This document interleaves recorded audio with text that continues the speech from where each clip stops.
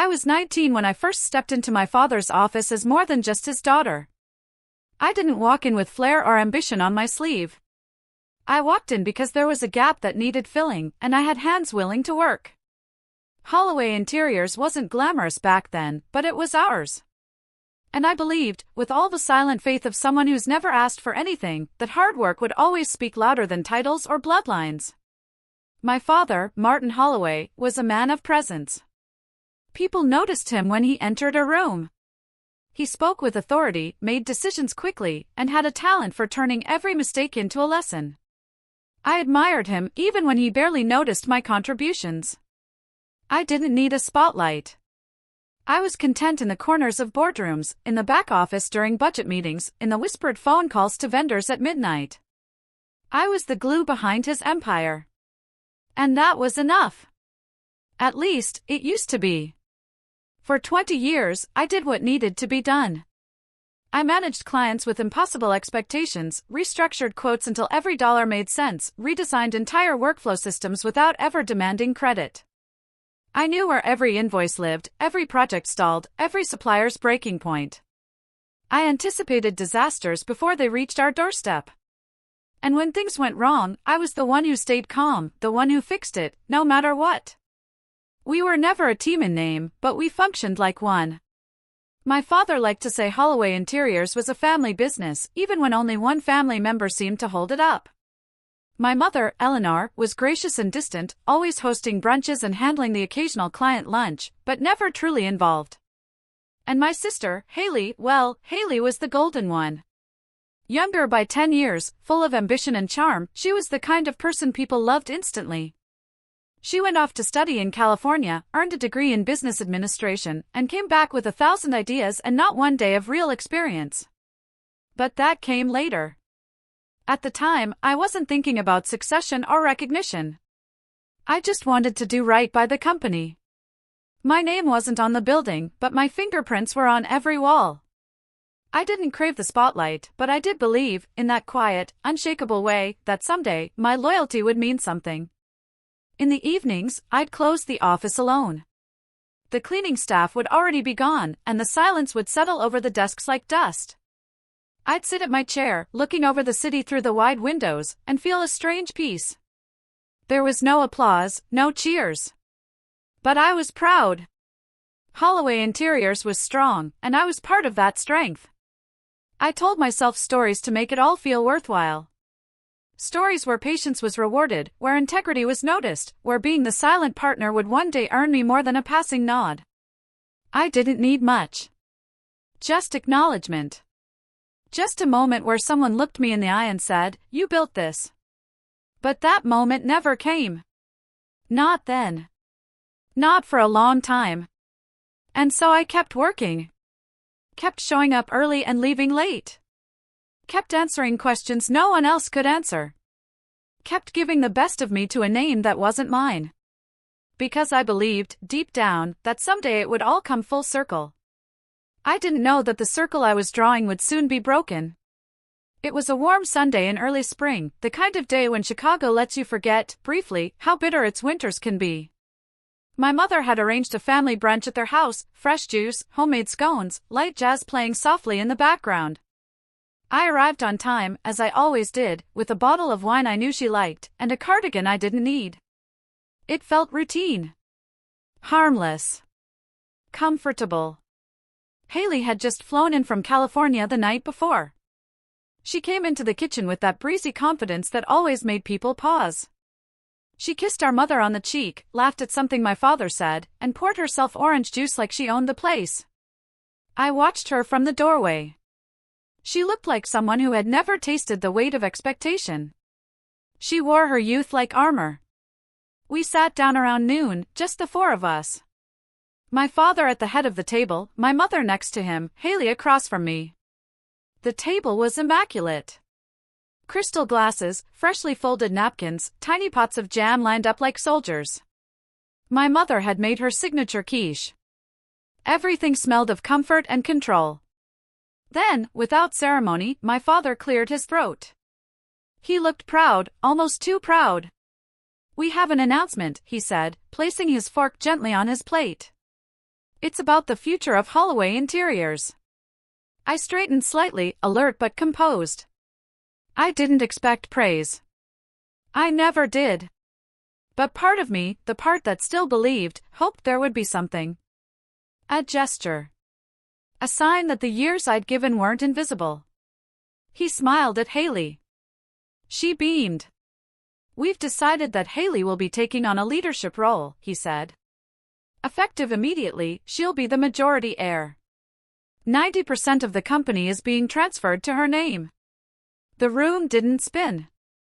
The walls didn't collapse. But something inside me did.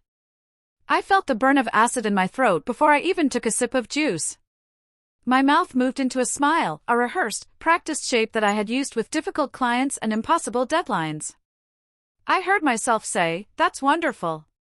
No one noticed how tightly I gripped the edge of the table. My mother nodded enthusiastically, as if this were a logical, lovely next step. She has such fresh ideas, she said. We really think she can take the business in a modern direction. I looked at Haley, her face flushed with excitement. She had no idea what she was stepping into. She had never worked a single day in that office. Never negotiated with a supplier, never soothed a furious client, never watched her father's temper crack open a meeting like lightning. But she was their choice. Their legacy. I excused myself before dessert. Said I had a headache. My mother offered tea, Haley looked surprised, my father barely looked up. I walked out the door and down the front steps without looking back. My car was still warm from the sun. I sat inside with the engine off and stared at the dash. No one followed me. Not a single call. Not a text. I thought maybe I'd cry. But I didn't. I just sat there, stone still, while the last 20 years folded themselves into a quiet, bitter memory.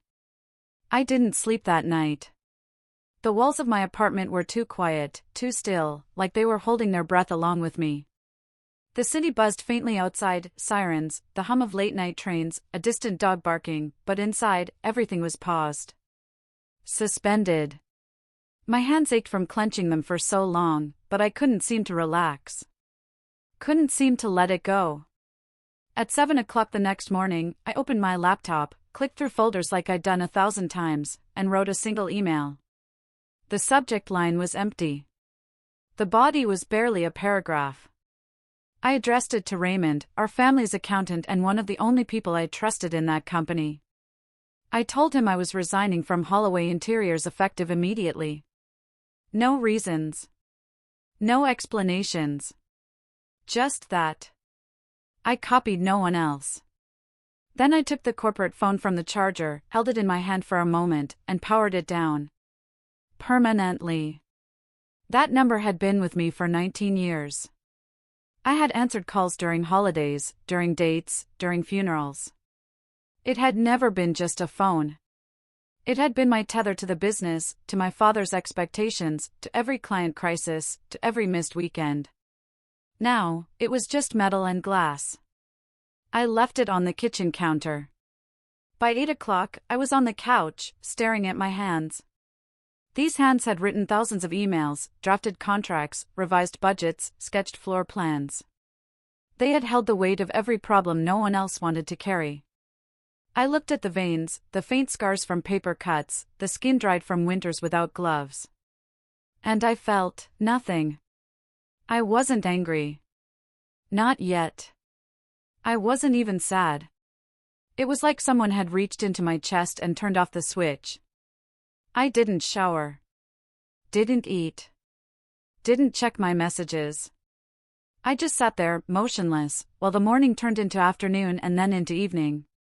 My body was still, but my mind kept racing in circles, trying to understand how I had become so dispensable. So invisible. How a life's work could vanish over quiche and orange juice. But mostly, I just felt empty. No one called. No one came by. The silence didn't hurt, not at first. It was a strange kind of relief.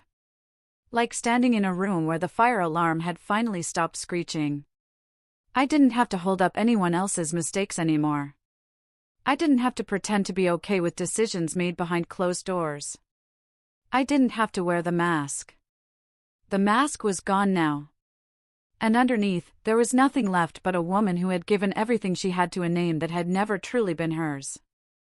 I walked through my apartment like it was foreign to me. I touched the edge of the kitchen counter, ran my fingers along the spine of a forgotten book, turned on the faucet just to hear something move. But even the water sounded distant. Every corner of that space held reminders, receipts stuffed in drawers, paint swatches from rejected projects, folders filled with backup estimates in case the originals disappeared. My life had been lived for that company. For that family. And now? There was no one to say goodbye to. No one to explain things to. They had made their decision, and I had made mine. Around midnight, I finally stood up and walked to the mirror. My reflection stared back at me, pale and tired. There were lines on my face I hadn't noticed before, shadows under my eyes that didn't belong to any recent night. For 19 years, I had fought every day for something I thought I was building. But what I was really doing, all along, was protecting someone else's legacy. Someone else's name.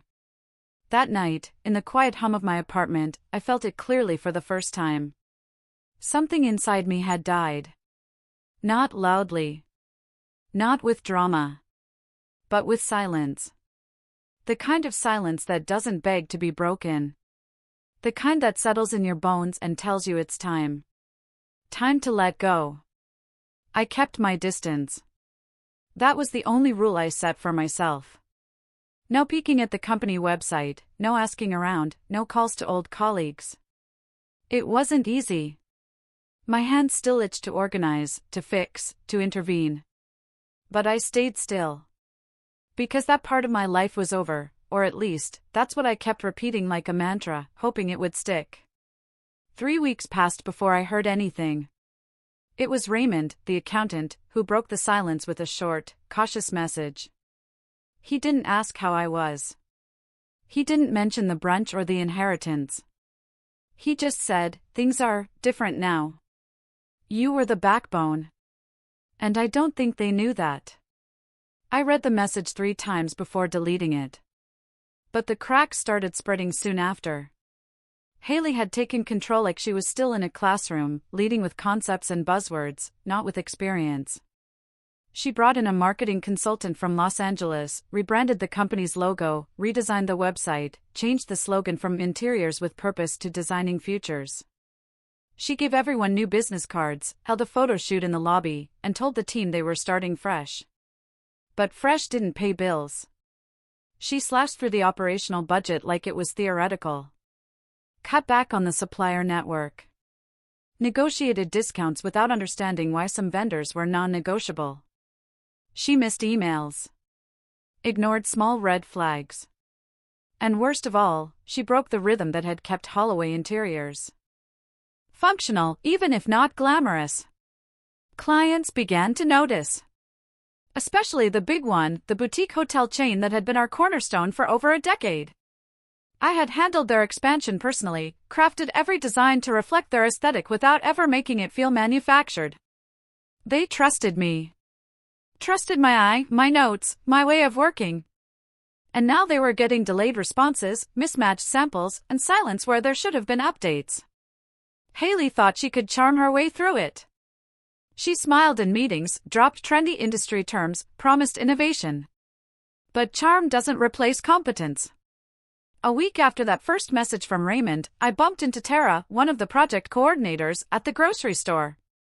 Her eyes widened when she saw me. "Please tell me you're consulting quietly," she said, half joking. "Because we're drowning over there." I didn't answer. She kept talking. Told me about missed deadlines, about 3 contractors who walked away from projects, about how one supplier threatened legal action over unpaid invoices.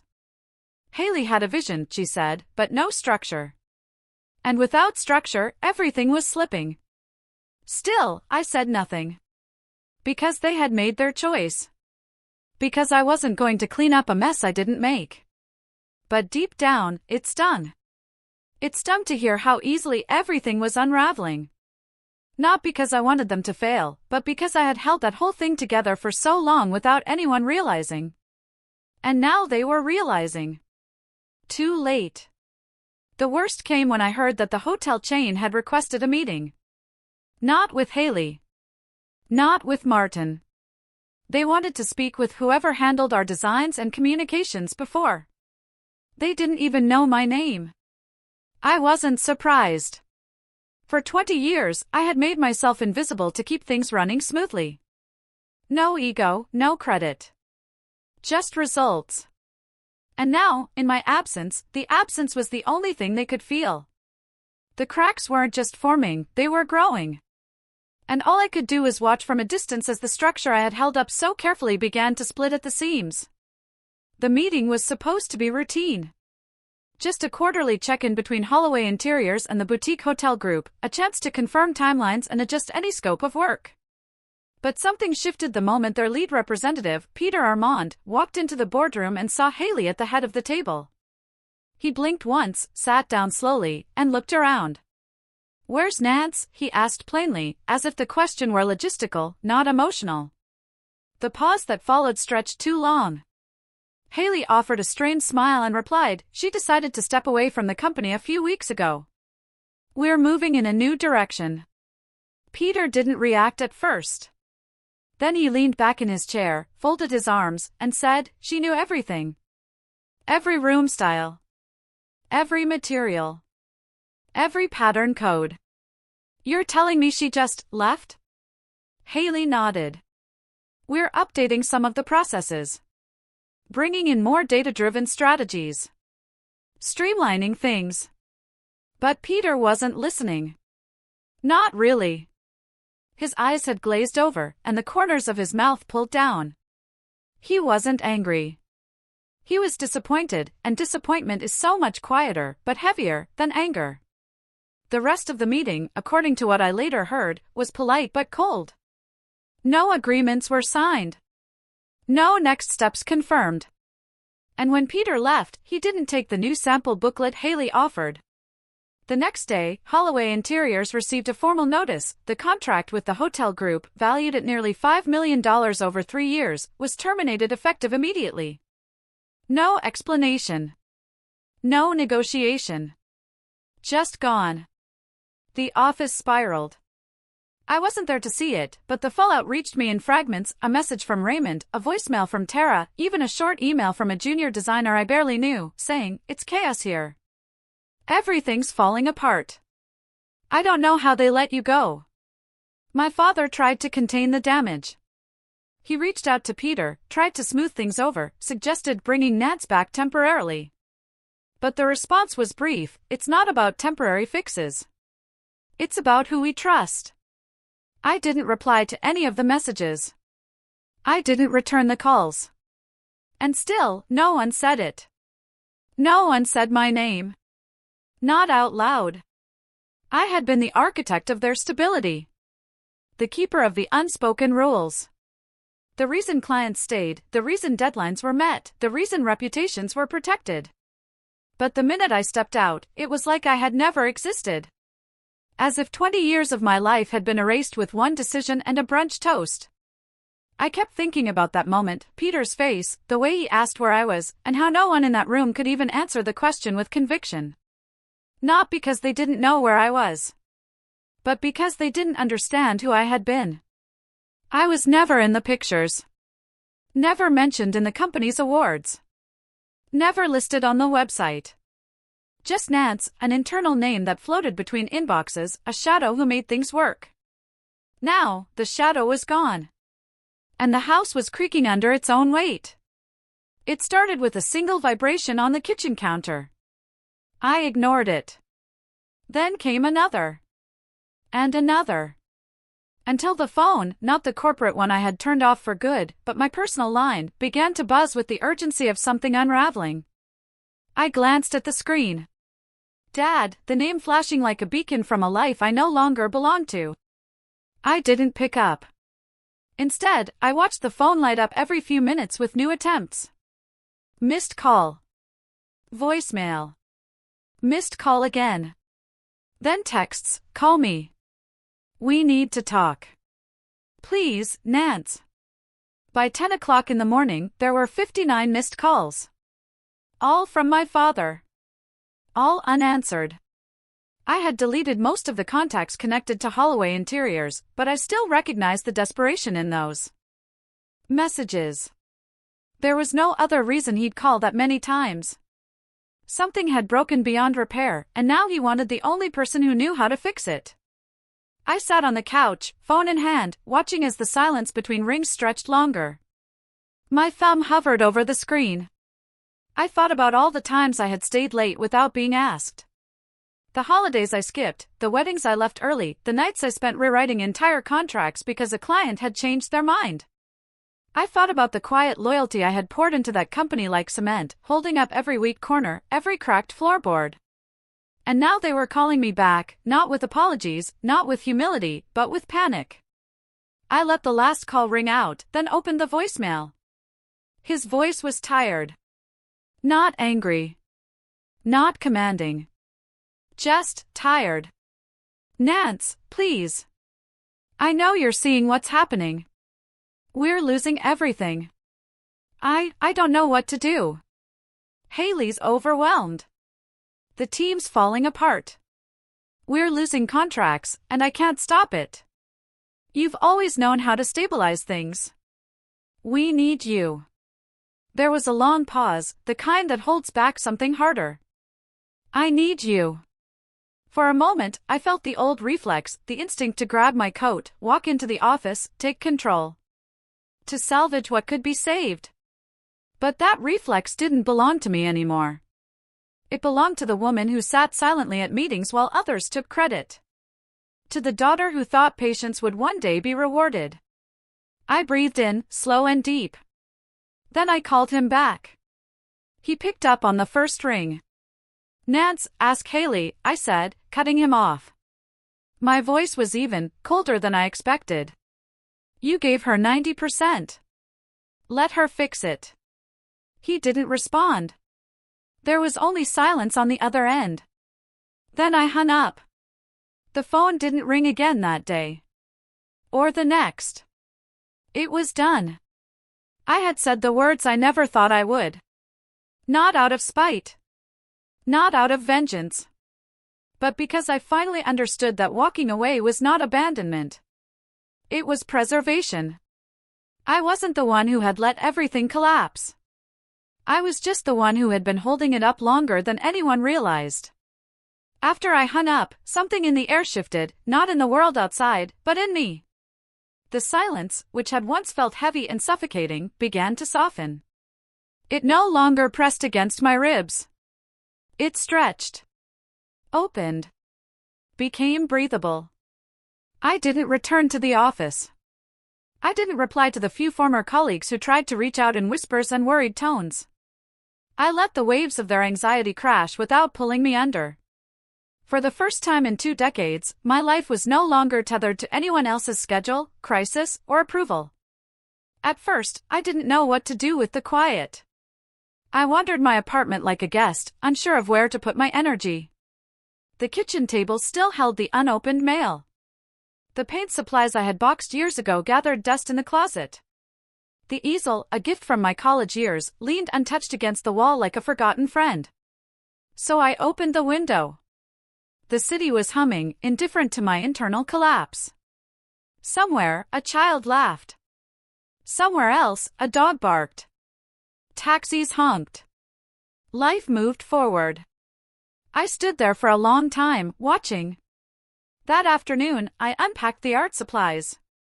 The brushes were stiff, and the paints had dried at the edges, but it didn't matter. I stretched a blank canvas across the easel and stared at it, heart thudding in my chest like I was standing on the edge of something important. Then I dipped the brush and began to paint. At first, it was aimless. Abstract. Streaks of color like emotion bleeding across white. But slowly, forms emerged. Lines softened. Shapes found themselves. My hands, once used to signing contracts and flipping through spreadsheets, remembered the rhythm of creation. And with every stroke, the knots in my chest loosened. I began to walk more, not with purpose, but with curiosity. I wandered down unfamiliar streets, stopped at local cafes, spoke to people I would have once brushed past in a hurry. I smiled at a florist who gave me a free stem just because, chatted with a retired librarian about the best spots in the park to watch the leaves turn. I started to exist outside the confines of usefulness. Every morning, I woke up without dread. No backlog of emails waiting. No fires to extinguish. Just sunlight through the blinds and the quiet possibility of the day. And in that quiet, I started to find parts of myself I hadn't heard in years. I didn't check the news about Holloway Interiors. I didn't want to know how close they were to disaster. I had carried the weight of that name for too long. Now, I was learning how to walk without it. Some days were harder than others. Grief would still rise without warning, a memory, a sound, the sight of a building I had once helped design. But even grief, in this new space, didn't drown me. It just passed through. Like a visitor. Not a prison guard. I painted. I listened. I walked. And piece by piece, the silence stopped feeling like absence. It started to feel like freedom. Even from a distance, the sound of something crumbling is unmistakable. You don't need to be inside the building to feel the vibrations when it starts to fall. All you have to do is stand still long enough, and the echoes find you. I never checked in. I never asked. But the collapse found its way to my door all the same. It started with whispers. A mutual acquaintance who worked at one of the smaller architectural firms downtown mentioned over coffee that he'd heard Holloway Interiors was losing talent fast. Everyone's looking to jump ship, he said casually, as if commenting on the weather. Word is, morale's dead. Haley's running things like a pitch deck, not a business. No vision. No respect for the foundations. I didn't respond. Just nodded, sipped my coffee, and tucked the information away in that quiet part of my brain still learning not to react. But the whispers got louder. 2 weeks later, I received a message from Ellen, one of the senior designers who had been with the company nearly as long as I had. She wasn't dramatic. She wasn't emotional. She was efficient and sharp and always spoke in bullet points. Her message was short, I'm leaving. It's sinking. You were the anchor. They cut the line, and now we're adrift. That one, I couldn't delete right away. I stared at it for minutes. Then I closed the laptop and walked away. I knew the story already, even before it unfolded completely. Haley had refused to acknowledge the cracks. She had dismissed concerns from the senior staff as resistance to innovation. She had thrown around words like rebrand and growth culture while ignoring invoices that sat unpaid, while clients fumed about missed deadlines, while employees worked overtime with no clear direction. And through it all, Martin, my father, watched. He had always been a man too proud to reverse course. Too confident to admit that he'd made a mistake. Even as the contracts dried up and the client list shrank, he held firm to the belief that they could weather the storm. That his youngest daughter just needed time to find her rhythm. That it would all balance out.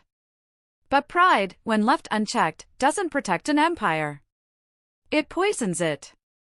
I walked by the old office building one day, unplanned. I told myself I was going to the art store nearby, but when I stepped off the train, my feet betrayed me. They knew the route. They remembered the sidewalk cracks, the strange rhythm of the traffic light on Clark Street, the corner bakery that had once been our go-to for team celebrations. The building looked smaller than I remembered. Through the glass, I could see a few people moving inside, unfamiliar faces, dim lighting.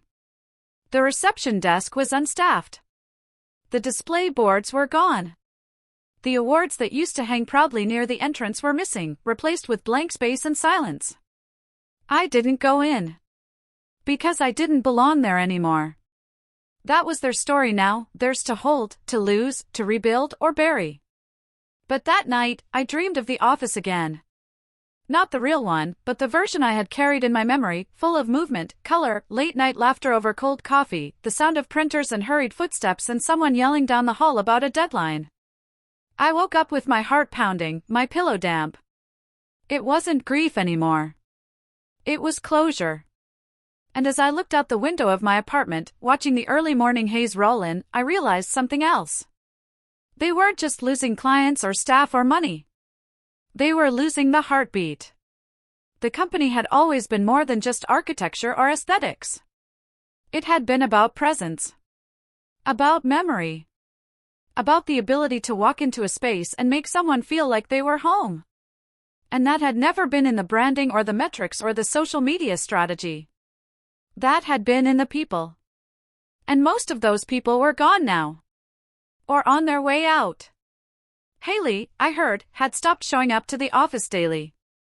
She worked remotely, sent instructions through group emails, dismissed meetings at the last minute.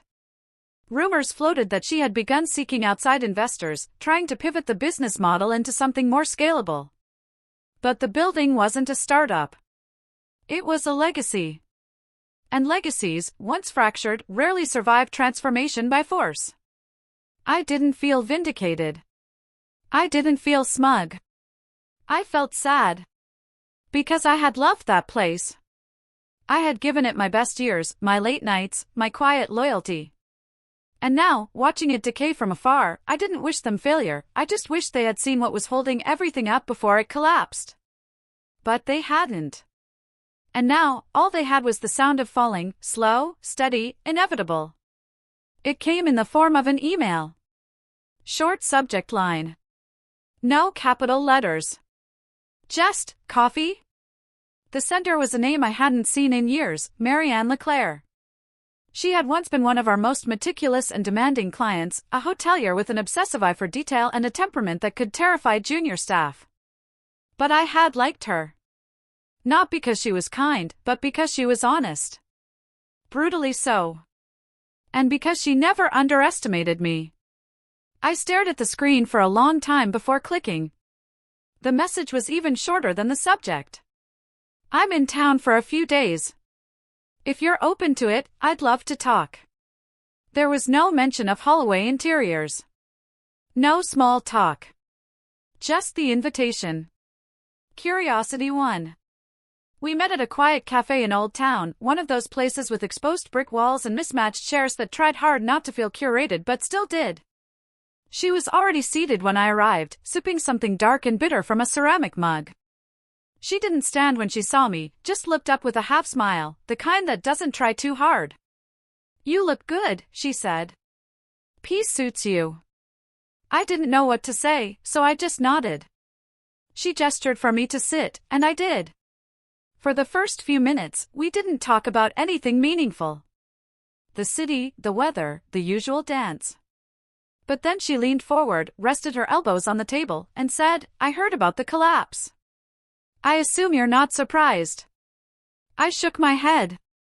Disappointed, maybe. But no, not surprised. Marianne nodded, as if confirming something she'd already suspected. Then she reached into her leather bag and pulled out a thin folder. I'm starting something new, she said. Furniture design. Custom. Small scale, high-end. I've got backers and space. What I don't have is someone who knows how to run the guts of a design operation. Someone who understands structure. She slid the folder across the table. I want you in as my partner. The words didn't land all at once. I looked at the folder but didn't touch it. I'm not asking you to be an employee, she said. I want you as an equal. It's yours to build, your rhythm, your systems. Your name if you want it. I sat back in my chair. There was a warmth in my chest that I hadn't felt in a long time, a flicker of something too fragile to be called hope, but too persistent to be doubt. Still, I hesitated. Not because I didn't want it. But because of the phantom weight still pressing against my shoulders, the old ghost of the family business, of betrayal and invisibility and years of being necessary but never valued. She saw it in my face. I know what they did, she said softly. That kind of erasure doesn't just fade. But Nance, you didn't break there. You just bent for too long. Her voice stayed with me long after the meeting ended. I took the folder home. Set it on my kitchen table. Walked around it like it might explode. For 2 days, I didn't open it. Then, one night, after a long walk through the empty city streets, I returned home, poured a glass of water, and sat down. I opened the folder. Inside were mock-ups, financial projections, mood boards. All sharp. All grounded. But at the bottom, handwritten in blue ink, was a line that pulled at something inside me. I don't want to build something with you, I want to build something because of you. I closed the folder, leaned back in my chair, and stared at the ceiling. I wasn't sure if I was ready. But I was sure of one thing. For the first time in my life, someone wasn't asking me to fix their mess. They were asking me to create something new. On my own terms. And I didn't know if I would say yes. But I wanted to. The message came from Raymond. Simple, direct, no emotion, the way accountants speak when the numbers do all the screaming. I thought you'd want to know. It's over. I read it 3 times. Then I opened the attachment. A single-page summary. Financials frozen like a crime scene. Negative balances. Lawsuit warnings. Vendor withdrawals. Employee resignations formalized by silence, not signatures. And a final note, assets seized. Business operations ceased as of last Friday. Just like that. Holloway Interiors, the company I had helped build brick by invisible brick for 2 decades, was gone. I didn't cry. There were no tears left for that building. No grief I hadn't already exhausted. Instead, I stood by the window and watched the sun cut through the gray morning haze. The streets were wet from an overnight rain, and for a second, the reflection of light on the pavement looked like glass shattering. I thought I might feel anger. Vindication. A strange satisfaction. But what I felt was stillness. That kind of stillness that comes after a long, brutal winter. Where things don't bloom yet, but they stop dying. Martin, my father, had tried to sell off what was left before the wreckage became official. But Haley held 90% of the shares. She hadn't been seen in over a week. No one could reach her. Not even Eleanor, who left voicemails that ended in muffled tears. Haley was gone. Whether she had fled to California or somewhere further, no one knew. She had left behind unanswered emails, unpaid taxes, and a legal snarl even Raymond couldn't unwind without court intervention. They had handed her the empire, and she had disappeared into the silence like a ghost. The doors to Holloway Interiors were locked now. Not symbolically, but literally. A legal padlock on a glass door that once opened into a world I had memorized. The plants in the lobby, the ones I used to water myself when no one else remembered, were yellowing in the dark. The receptionist's chair sat empty, a single coffee mug still perched near the edge of the desk like someone might return. But no one would. The last thing to go, I later learned, was the plaque on the wall that read, "Legacy through Design." Someone removed it at night. No ceremony. Just screws and silence. In the aftermath, people began reaching out again. Old colleagues, ex-clients, vendors who had worked with me personally. Some offered sympathy. Some wanted to know where I was headed. A few asked if I'd start something new. I answered none of them. Not because I was bitter. But because I was finally quiet, truly quiet, and I didn't want to rush into filling the space again. I wanted to sit with the silence. To understand it. That day, I returned home, set my keys on the table, and looked around my small apartment. The light was soft. My latest painting leaned against the far wall, unfinished but promising. And the folder Marianne had given me still rested on the desk, unopened since I read her message. I walked over. Touched the edge. And this time, I didn't hesitate. I opened it again, read the offer once more, and allowed myself to feel the stir of something I hadn't let rise in years, possibility. Not recovery. Not revenge. Rebirth. I had almost convinced myself it wouldn't happen. That the silence between my father and me would stretch until it became permanent.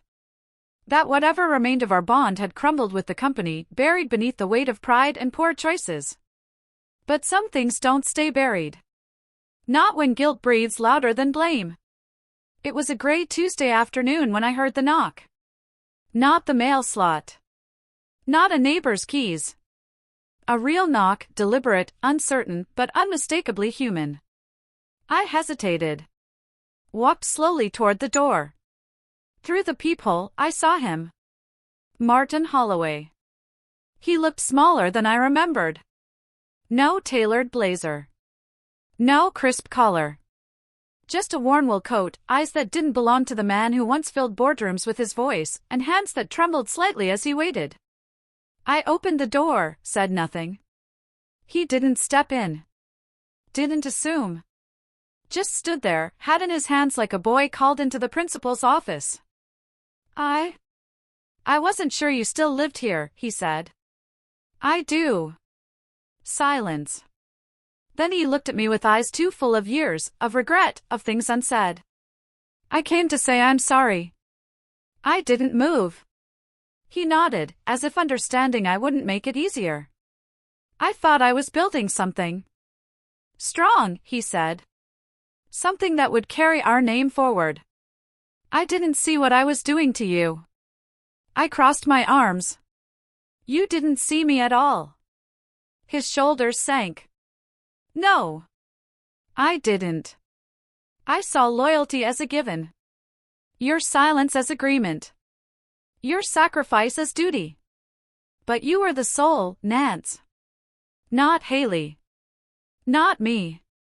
You were the structure beneath it all. The words landed without drama. They didn't redeem. They didn't fix. But they settled into a place I hadn't realized was waiting. I let him speak. I was proud of you, he continued. Always. But I was too stubborn, too foolish, to say it. I thought you didn't need the recognition. That your strength was in not asking. He looked down.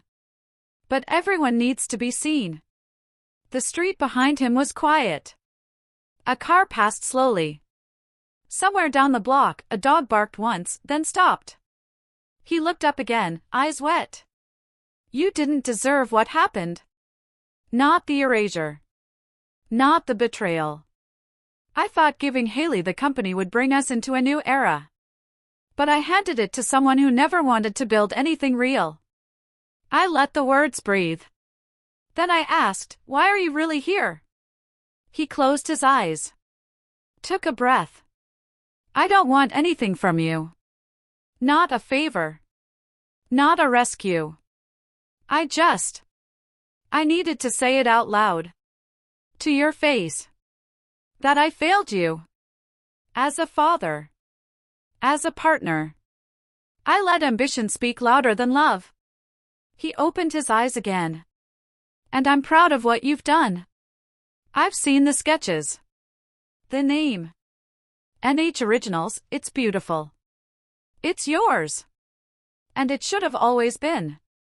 That surprised me. I hadn't known he'd looked. Still, I didn't invite him in. I didn't tell him he was forgiven. But I did nod. He seemed to understand. I'll go, he said, stepping back. But thank you for listening. He turned, walked down the steps, and didn't look back. I stood at the door for a long time after he left. Not with anger. Not even with grief. But with something I hadn't expected, closure. Because in that moment, I finally understood that I didn't need his apology to move on. I had already moved. I had already begun. His words didn't erase what had happened. But they marked the end of something. A chapter. A wound. And for the first time, I didn't feel like the invisible heir. I felt seen. The name came to me in the stillness of a morning that didn't demand anything. It wasn't dramatic.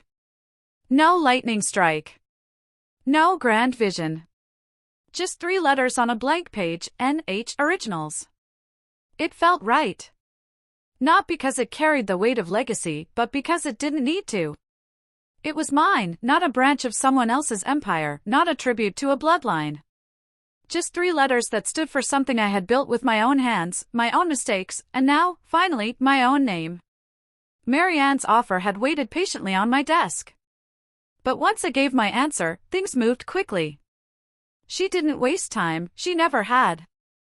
Within a week, we had signed the papers, secured a space in a renovated industrial loft on the north side, and started working with a team of craftspeople and designers that, slowly, began to feel like a new kind of family. No hierarchy. No inherited titles. Just people who believed in what we were building. The first thing I did was bring back Tara. She had been one of the few steady voices during the unraveling of Holloway Interiors, and when I called, she didn't even let me finish my sentence. I'm in. Others followed. Ellen. Marcus. Two former interns who had bloomed into quiet professionals. Not because they were unemployed, but because they believed in something they had only glimpsed before, a workplace where structure didn't mean silence, and value wasn't tied to visibility alone. The space we found was raw, with exposed brick, iron beams, and tall windows that drank in the morning light. I filled it with plants. Art. Old books. Scraps of fabric. Wood samples. And silence, not the heavy kind I used to endure, but the warm kind that lets ideas breathe. Every desk had sunlight. Every voice was heard. And in that place, I didn't just manage. I created.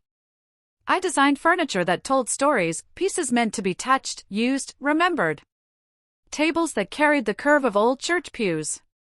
Chairs inspired by the steady rhythm of scaffolding and staircases. Shelves carved from reclaimed oak beams, each marked by time and salvaged with purpose. Within 6 months, we landed our first major contract, bigger than any I had ever touched at Holloway. A boutique chain of eco-conscious hotels wanted custom pieces for all their new properties. They had heard about our work through a whisper chain, recommendations, not advertisements. Reputation, not legacy. And it was mine. I walked into that first pitch meeting without a suit, without a script, and without anyone else's name behind me. Just a sample chair, a few concept sketches, and a quiet confidence I had earned the hard way. They said yes before I finished the presentation. The following week, a second client came. Then a third. We didn't grow fast. But we grew right. There were still hard days. Delayed shipments. Design revisions. Burnout. But the difference was, no one carried it alone. And when I stayed late, it wasn't out of fear, it was out of joy. Out of choice. Every evening, before I locked up, I walked the floor slowly. Touched the wood. Listened to the silence. Let the rhythm of this new life settle into my bones. And I realized something. This was success. Not the number in the bank. Not the press mentions. But the peace. The ownership. The fact that no part of me had to shrink to fit this version of my life. There was no shadow here. No erasure. Only presence. Only truth. And that, I knew, was the kind of empire worth building. It was a spring morning. The kind of morning that doesn't announce itself with noise or light, but with clarity.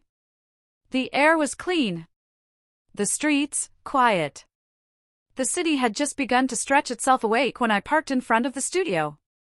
I didn't rush to get out of the car.